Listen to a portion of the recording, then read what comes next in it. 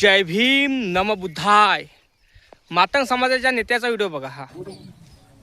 आज सिंदखेड तालुका गेवराई जिल्हा बीड या गावामध्ये घटना घडली. मातंग समाजाची महिला नंदाबाई नक्की कमेंट करून यांचं सांगा मला. दुःखद निधन झालं. सकाळी पहाटे 3 वाजता यांचं निधन झालं होतं. तर दिवसभरामध्ये जवळजवळ आता 6 वाजत आलेले.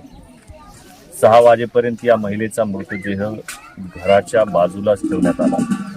त्याचं कारण म्हणजे गावची जी सार्वजनिक हिंदू स्मशानभूमी आहे, या हिंदू स्मशानभूमीमध्ये मातंग समाजाच्या असणाऱ्या या नंदाबाई धुरंदरे यांचा मृतदेह जाळण्यात येऊ नये याच्यासाठी गावातील काही गावकऱ्यांनी त्याला विरोध दर्शवला की मातंग समाजाचा महिलेचा मृतदेह गावच्या स्मशानभूमीमध्ये जाळणं म्हणजे एक प्रकारे विटाळ होणं, बाट होणं अशा पद्धतीनं गावामध्ये चर्चा चालू आहे. आणि मातंग समाजाच्या त्या महिलेच्या मृतदेहाची हेळसांड विटंबना एक प्रकारे जवळजवळ 12 ते 13 तास करण्यात आली. ही बातमी ऐकल्याच्या नंतर डेमोक्रेटिक पार्टीचे सर्व कार्यकर्ते पदाधिकारी गावामध्ये आले. त्यांनी मधला मार्ग काढून एका ठिकाणी पोलीस प्रशासनाच्या तहसील कार्यालयाच्या माध्यमातून मधला मार्ग काढून एका जागेवर, सार्वजनिक जागेवर तो मृतदेह त्याचा अंत्यविधी आता करण्यात आलेला आहे. या घटनेमागून एवढंच सांगायचं आहे की मातंग समाजाच्या बाबतीमध्ये आजची घटना घडलेली आहे. माणुसकी जिवंत आहे का नाही अशा पद्धतीचा प्रश्न या ठिकाणी तयार होतो की लोक पाहत होती मृतदेह एका जागेवर पडलेला आहे, परंतु त्याचा अंत्यविधी करण्यासाठी मात्र गावकऱ्यांकडे जागा नाहीये. आणि काय कारण आहे तर मातंग समाजाचे माणसांच्या मृतदेहामुळे स्मशानभूमीला विटाळ होईल, बाट होईल अशा पद्धतीचं एक वातावरण या जाती व्यवस्थेमध्ये निर्माण करण्यात आलं. या घटनेच्या मागून आपण सर्वांनी हे शिकणं गरजेचं आहे, समाजाच्या कार्यकर्त्यांनी, महिलांनी, तरुणांनी, की आजही मातंग समाजाला गावखेड्यामध्ये ज्या पद्धतीची वागणूक मिळते, ही वागणूक म्हणजे महाराष्ट्रातील वास्तव आहे. अस्पृश्य म्हणून गावखेड्यामध्ये आजही मातंग समाजाला वेगळ्या पद्धतीनं वागणूक मिळते. त्याचं हे मोठं जिवंत उदाहरण आहे. आणि या उदाहरणाच्या माध्यमातून मातंग समूहाने एक मोठी शीख घेणे गरजेचे आहे. शिकवण त्याच्यातून काहीतरी शिकलं पाहिजे अशी ही घटना आहे. या घटनेला आमच्या सर्व पदाधिकाऱ्यांनी आज त्या अंत्यविधीसाठी आम्ही आलो, कारण वातावरण फार खराब झालं होतं. गावकऱ्यांचा विरोध, समाजाची अवस्था वाईट, गरीब परिस्थिती, अशा परिस्थितीमध्ये सर्व प्रशासनाला सोबत घेऊन आम्ही हा अंत्यविधी या ठिकाणी केला. हा अंत्यविधी तर होणारच होता, पण याच्या मागची जी भावना आहे, जी माणुसकी नसणारी भावना आहे, या भावनेनं मात्र खरंच वेदना होतात. आपण या घटनेतून काहीतरी शिकलं पाहिजे, समजलं पाहिजे. आणि या घटनेचा मी या ठिकाणी तीव्र निषेध करतो. अशा मृतदेहाची हेळसांड करणाऱ्या प्रवृत्तींचा, जातीवादी व्यवस्थेचा सुद्धा मी या ठिकाणी निषेध करतो. आणि धुरंदरे या कुटुंबाच्या दुःखामध्ये डेमोक्रेटिक पार्टी ऑफ इंडियाचे सर्व पदाधिकारी सामील आहेत असं या ठिकाणी आश्वासन देतो. बघितला ना व्हिडिओ? हो दादा, तुम्ही तर म्हणता आम्ही हिंदू आहोत, कट्टर मातंग हिंदू आहोत. मग कुठे गेलं हिंदुत्व तुमचं?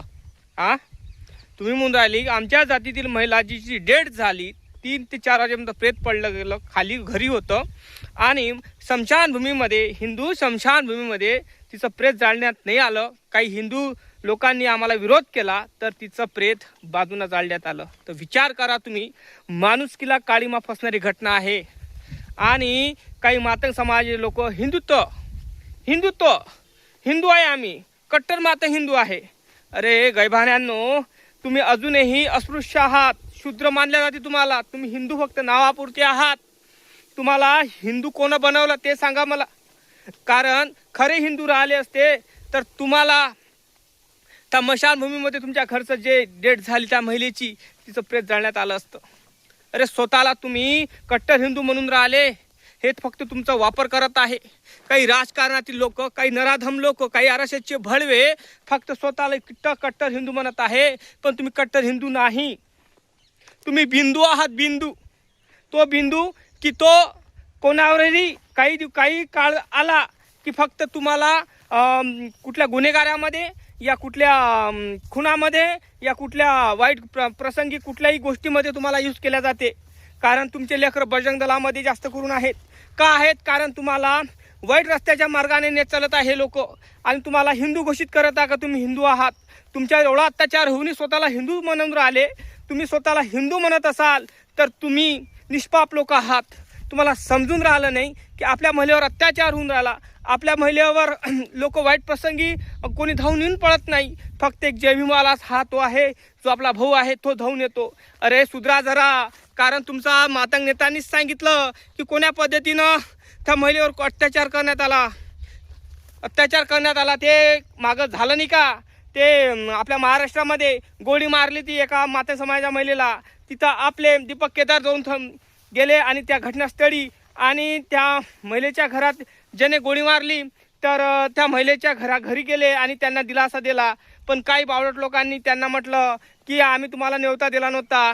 काही लोक प्रशंसेसाठी प्रसिद्धीसाठी येतात, व्हायरल होण्यासाठी येतात. त्या कारणामुळे सांगतो भावा, हे हिंदू म्हणून राहिला तू स्वतःला. तू हिंदू नाही, तू कट्टर बिंदू पण नाही, काहीच नाही आहे. कारण हा समाज हा मागासलेला आहे, अस्पृश्य आहे आणि आजही त्याच नजरेने बघत आहे.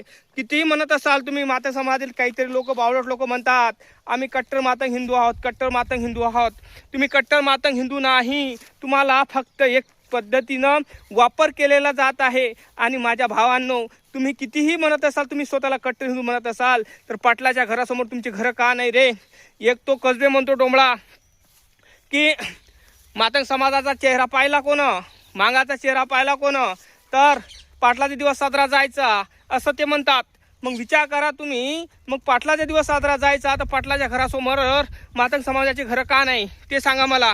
हाय कोणापाशी उत्तर नाही आहे. कारण तुमच्याशी उत्तर का नाही आहे? कारण तुम्ही स्वतःला फक्त हिंदू नावापुरतं संबोधलेले आहात. तुम्ही नावापुरते आहात. स्वतःला पदी तुम्ही नावापुरते दिलेली आहे. कोणीही तुम्हाला हिंदू म्हणत नाही. कारण तुम्ही विचार करा, तुमच्या महिलेवर अत्याचार होते, तुमच्या भावावर अत्याचार होते, धावून कोण येतो रे? कुठलाही हिंदू धावून येत नाही. समजलं काय? माझ्या मातंग भावांनो, तुम्ही भटकलेले आहेत. सरळ रस्त्यावर या. सांगून राहिलो मी तुम्हाला. काही बावळट लोक, जातीवादी लोक, भडवे लोक, आरक्षाचे पिल्ले जे मूत पिऊन जे आपल्या मातंग समाजामध्ये आणि बौद्ध समाजामध्ये झगडे लावून राहिले, हेच कारस्थान आहे. तुम्ही अजूनही स्वतःला हिंदू म्हणत असाल तर तुम्ही निष्पाप आहात. तुम्हाला काहीच समजून राहिलं नाही की एक दिवस असा येईल की गांडीला फळान गळ्यात मडकं तेच राहणार. जशी पहिली अधोगती होती आपली, पहिली अधोगती झाली नव्हती, तशाच पद्धतीने होणार. माझ्या मातंग समाजाला माझं एकच म्हणणं आहे की तुम्ही स्वतःला हिंदू म्हणत असाल तर तुमच्या महिलेची डेट झाली तिथं अंतिम संस्कार त्या हिंदू मशानभूमीमध्ये का झाला नाही ते सांगा मला. हाय कोणापाशी प्रश्नाचं उत्तर नाही आहे. कारण तुम्ही स्वतःला कट्टर हिंदू, कट्टर मातंग हिंदू म्हणत असाल तर तुम्ही लोक उद्याची येणारी पिढीला काय करत आहात? गुलामगिरीत नेण्याचा प्रयत्न करत आहात. समजलं का? माझ्या हिंदू मातंग, माझ्या बौद्ध बांधवांना माझं एकच म्हणणं आहे, हे मातंग समाजातले काही बावळट लोक जातीवाद करून समाजामध्ये तेढ निर्माण करण्याचा प्रयत्न करत आहे. कळलं का? लाईक आणि चॅनलला सबस्क्राईब करायला विसरू नका. शेअर करा हा व्हिडिओ. जय भीम, जय शिवराय.